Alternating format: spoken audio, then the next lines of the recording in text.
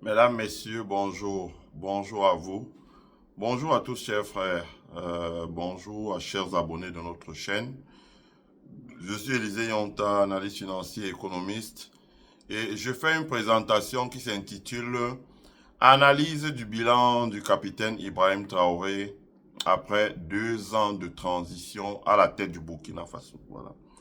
La raison pour laquelle je fais cette vidéo, c'est parce que nous entendons les critiques des gens. Vous avez vu le Camerounais, mon compatriote Franklin Nyamsi, qui est lourdement attaqué sur la toile ces jours-ci.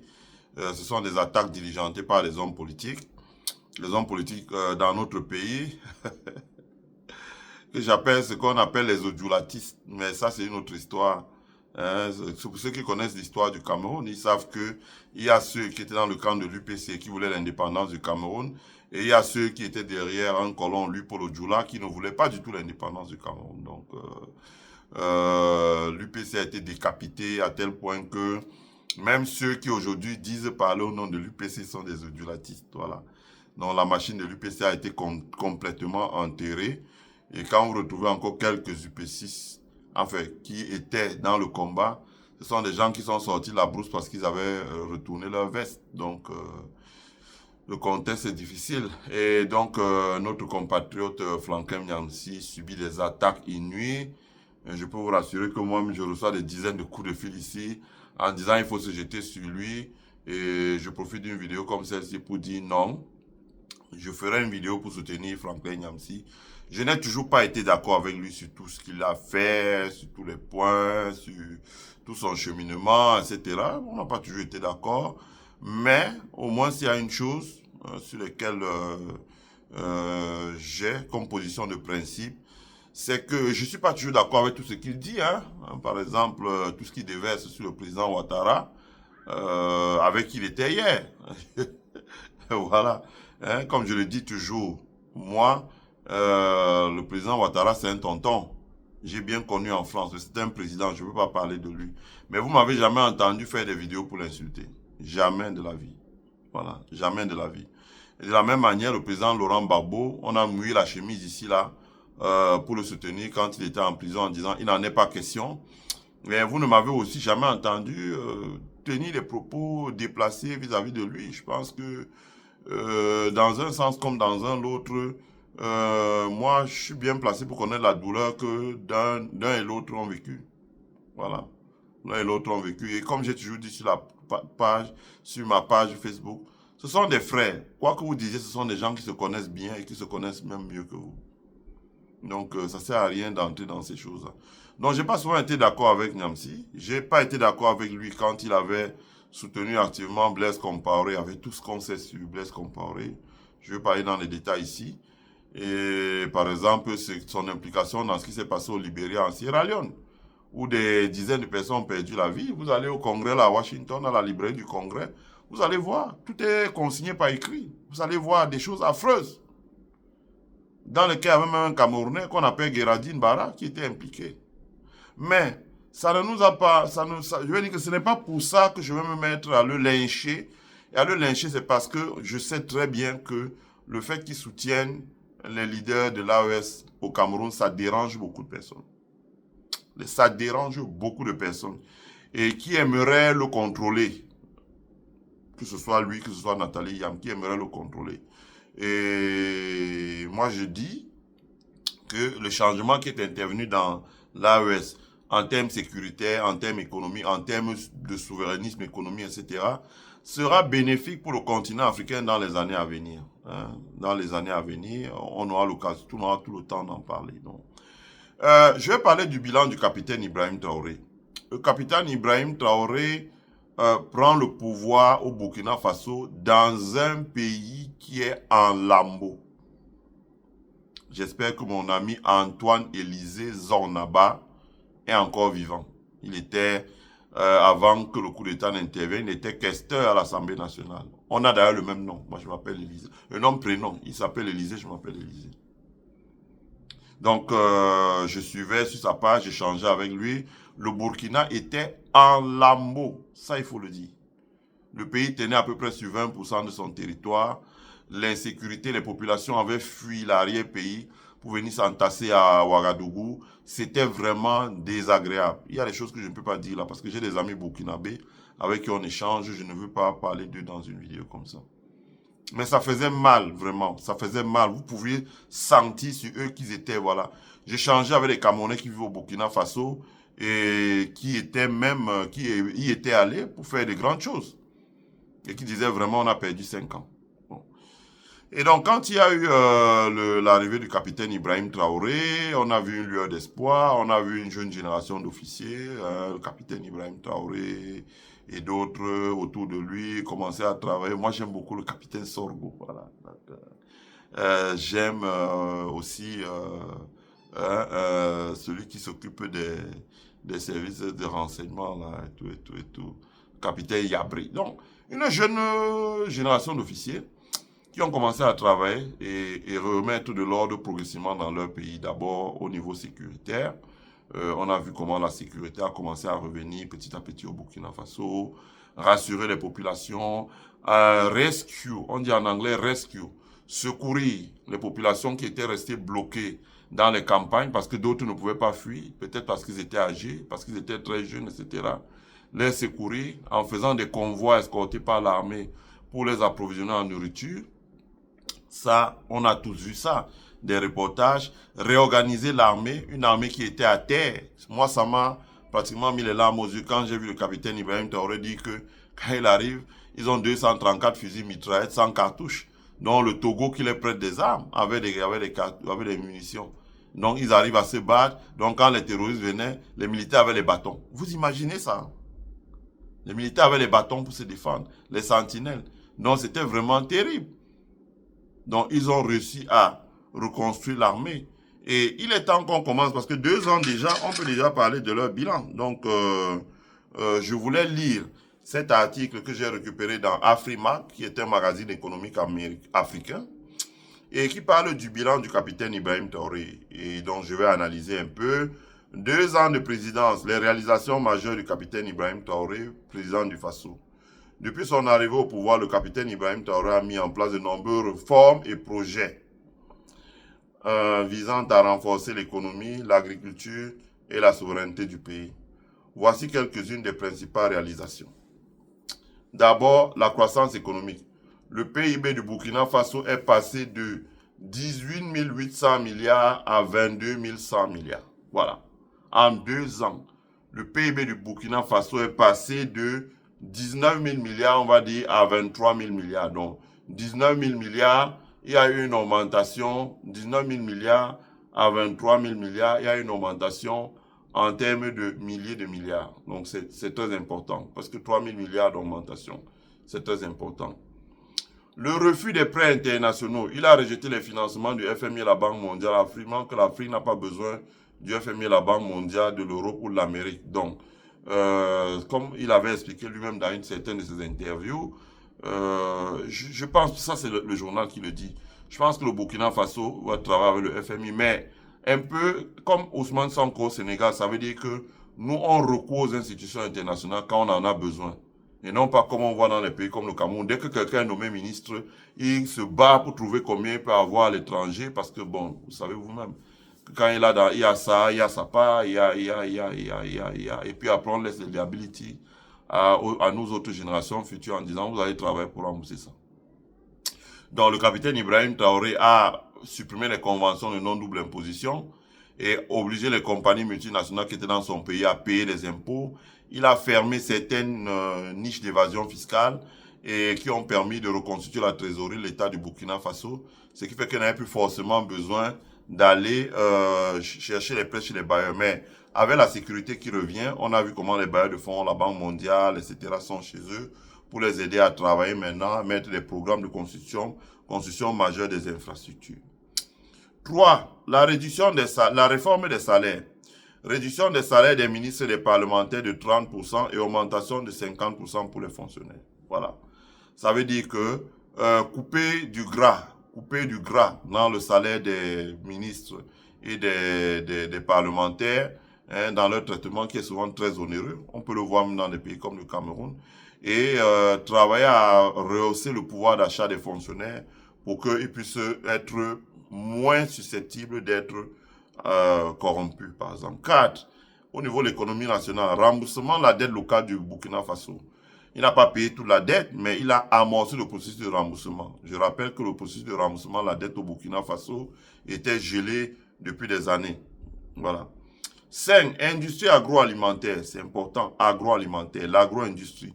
Création de 2 premières usines de transformation de tomates du pays. Voilà.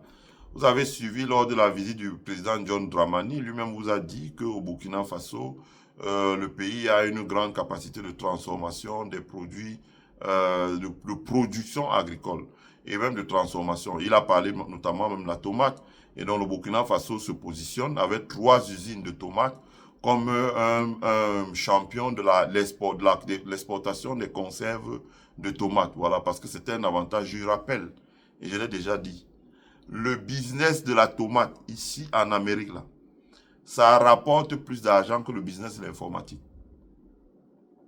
Mais on aura l'occasion d'en parler un autre jour. C'est un gigantesque business. On aura l'occasion d'en parler un autre jour. Donc, création de 2 premières industries de transformation des tomates. 6. Exploitation minière. Inauguration en 2023 d'une mine d'or ultra moderne pour améliorer le traitement local des ressources. Voilà.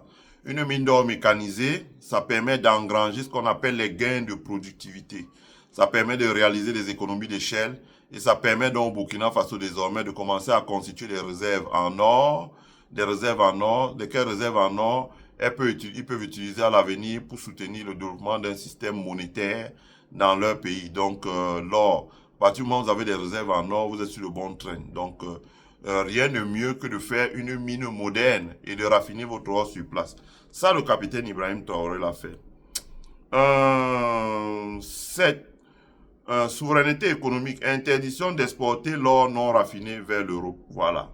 Souveraineté économique, interdiction, ça veut dire que désormais l'or est raffiné au Burkina Faso. Ça veut dire une relocation sur le territoire burkinabé d'une grosse partie de la chaîne de valeur de l'exploitation et du raffinage de l'or. Comme j'ai dit, à partir de ce moment, le Burkina peut mettre un traçage pour pouvoir constituer auprès de la Banque centrale, dont l'agence BCAO du Burkina, des réserves en or, sachant que les cours de l'or explosent aujourd'hui sur le marché. Ils peuvent vendre de l'or pour capter des dollars. Ils peuvent déposer ces or en consignation à la Réserve fédérale américaine ou européenne ou qatari ou saoudienne ou ailleurs pour capter des devises étrangères fortes, etc.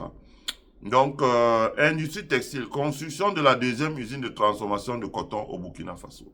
Ça, nous l'avons même vu. Et j'ajouterais même que construction de 2 usines qui sont en cours où seront transformés le coton pour faire les vêtements pour les forces de police, de gendarmerie, de l'armée, de l'air, de terre, etc., etc., etc. Soutien aux agriculteurs. Ouverture du premier centre national d'appui à la transformation artisanale de coton. On en parlera, on fera une vidéo dessus. Le Burkina Faso, effectivement, a ouvert un centre national de la transformation artisanale du coton. On fera une vidéo dessus. Je reviendrai sur le sujet. Donc, c'est quelque chose de très important. Ça permet de créer l'avantage comparatif, de faire émerger des PME et des PMI, des petites et moyennes entreprises. L'Allemagne, la Chine, l'Inde, les productions que nous importons de ce pays sont faites par des petites entreprises. Et il y a quelques grandes entreprises étatiques, mais il y a des petites entreprises, voilà. C'est elles qui font ça. Donc, il faut des structures comme celle-là pour les appuyer. Soutien aux agriculteurs. Ouverture du premier centre national d'appui à la transformation artisanale du coton. J'ai déjà parlé de ça. Donc, justice, suppression des perruques et robes d'inspiration britannique dans les tribunaux et introduction des tenues traditionnelles burkinabées. Voilà, comme j'ai dit, c'est comme ça qu'on crée la demande pour les acteurs économiques locaux. Parce qu'en prenant une décision comme celle-là, la couture des toges, la couture des uniformes pour les fonctionnaires, c'est un très grand marché. Si on donne désormais ce marché, on crée les conditions pour que les acteurs locaux puissent pouvoir soumissionner et exécuter ces marchés-là, ça crée de la demande et ça permet de faire rencontrer l'offre et ça permet que la population, les entrepreneurs, les petits entrepreneurs se mettent au travail, gagnent de l'argent, déposent dans les banques, ça augmente l'épargne nationale et ça augmente la taille du bilan des banques. Ça, c'est important. 11. Développement agricole. Distribution de 400 tracteurs, 239 motoculteurs, 710 motopompes, 714 motos pour moderniser l'agriculture. Voilà. Hein, c'était l'initiative, vous vous rappelez, c'était l'année dernière. On avait fait beaucoup de bruit avec ça sur la toile. Ça nous a pas valu aussi beaucoup d'amis, beaucoup d'ennemis. Mais le capitaine Ibrahim Traoré, voilà, avait remis avec son ministre de l'Agriculture, ils avaient donc remis un ensemble d'équipements, des engrais, des produits pour l'élevage des poissons, etc., etc., qui avaient permis, voilà, de soulager le monde rural, de venir en soutien des personnes qui avaient tout perdu, qui étaient parties en ville, qui ont choisi de retourner dans les campagnes, de les remettre au travail. Ça, c'est important. Ce n'a pas seulement une dimension économique, mais ça aussi une dimension sécuritaire. Parce que si vous laissez les gens qui retournent dans les campagnes, qui ont tout perdu dans l'oisiveté, ce n'est pas pareil. Mais si vous les remettez au travail pour commencer à produire, hein, c'est différent. Vous avez vu lors du 8 mars, le capitaine Ibrahim Traoré s'est rendu dans un village. On fera une vidéo dessus. Il y a tellement d'actualités, franchement. On a 8 vidéos à faire sur le Niger, 8 vidéos à faire sur le Mali. Ah, il y a beaucoup à faire. Donc, il s'est rendu dans les villages, dans ces endroits-là. Et dans ces villages-là, le capitaine Ibrahim Traoré donc, a visité les femmes qui font la culture d'oignons. Donc, vous vous rendez compte, ces femmes arrivent à sortir 60 tonnes d'oignons sur 3 hectares. L'oignon et beaucoup d'autres spéculations qu'elles ont sorties là. Mais ce qui a marqué, c'est le fait qu'elles produisaient énormément d'oignons. Donc, il va partir vers Ouagadougou, Bobo Dioulassou, et même être exporté dans les pays voisins comme le Mali, comme le Mali, le Ghana, etc., la Côte d'Ivoire. Donc, ça, c'est important. Donc, ça, c'est de mettre à son actif. L'accès aux intrants agricoles, fourniture de semences améliorées et autres équipements pour maximiser les rendements. Donc, on l'a vu. Et j'ajouterai en plus le plan de recherche pour pouvoir expérimenter la culture de l'ananas, la culture de la cola, la culture de plantain, etc., etc., etc. Donc, il a parlé de ça. Donc, il y a ça.